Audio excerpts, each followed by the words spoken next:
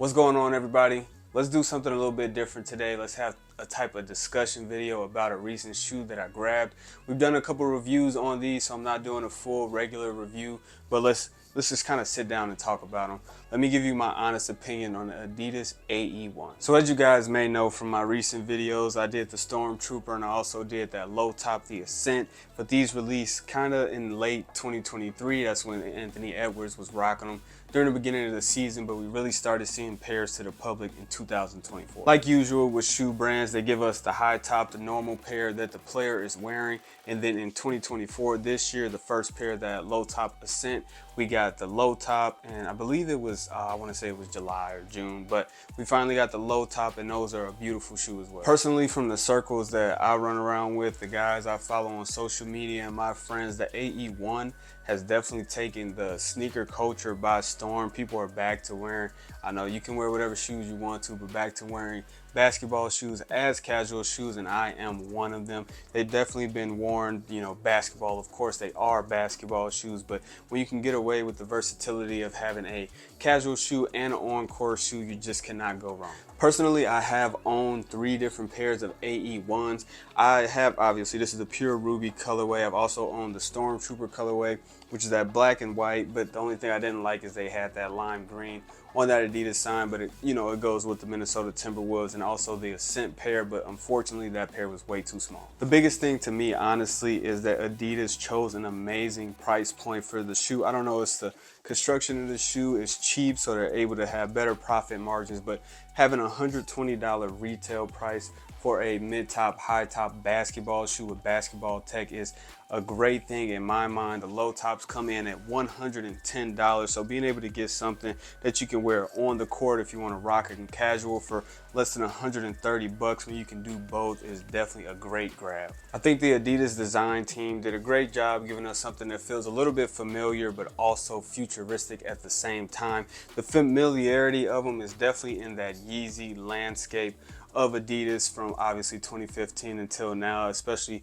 the toe box of the shoe looks a lot like a Yeezy Quantum basketball shoe, but overall they did enough to make it look a little bit different so people aren't saying it's a carbon copy. But either way, I think these are an incredible shoe. So typically when I do my sneaker reviews, I do not have a chance to wear the shoe and give you guys an honest opinion about how they feel throughout an entire day. But this time, this one is a little bit different. I rocked these yesterday, which was Saturday. I'm filming this on a Sunday. I believe today is the 14th or the 15th. But I will say these shoes were incredibly comfortable the entire day. At first, I thought they would feel a little bit tight because we have a slim toe box on this shoe, obviously for basketball, so you can have a little bit more lockdown when you're on the court. But I will say that they are breathable. They do form to your foot. They have enough stretch to go with your true size. I wore these for the entire day. I didn't have any foot pains, any aches. The side of my foot didn't hurt, the inside of my foot, the top of my toe, nothing. I think that the construction of them having boost, and I think it's the light strike in the midsole of the shoe, is a great addition, and that's what really is making it comfortable. Like wearing a pair of Yeezy 350 boosts, they're not as comfortable as those, I'm not saying that at all, but they are a very comfortable shoe.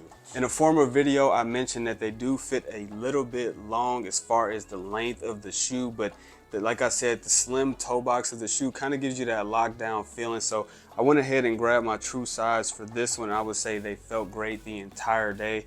So I will recommend going true to size, but if you have a wider foot, this, you know, the toe box might cause you a little bit of problem. So these are honestly widely available, so I would say definitely try a pair on before making that purchase. The first couple pairs of the Adidas AE1, you know, they were a little bit harder to grab. You had to try to grab them from Adidas or certain retailers the day they drop, but we've gotten to the point in the sneaker game, we've seen enough AE1s and people just aren't running out and grabbing them. So they are usually more widely available now. Like these are sitting on the Adidas app, a bunch of different retail foot apps, Foot Locker, JD Sports, everything like that. So they're definitely affordable. You can grab them on the resale market. You can grab them at retail. Definitely a great shoe to pick up.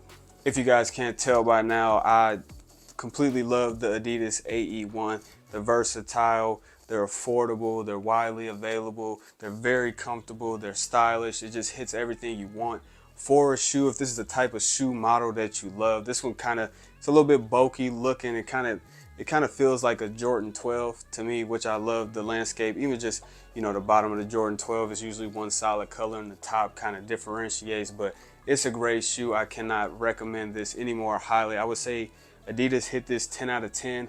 I'm interested to see what they do with the Adidas AE 2. I hope they don't drop off. Usually the 2 is not as good as the 1, but it's hard to top something like this. But this is an amazing shoe. I highly recommend it. As always, I want to thank you guys for tuning in to yet another video. Like I mentioned, we tried something a little bit different, giving you guys my honest opinion outside of just doing a review on the materials, the pricing and everything. We had a full day of wearing them so I can give you guys my opinion on how they felt throughout the day, how I like the pricing, the fit of the shoe.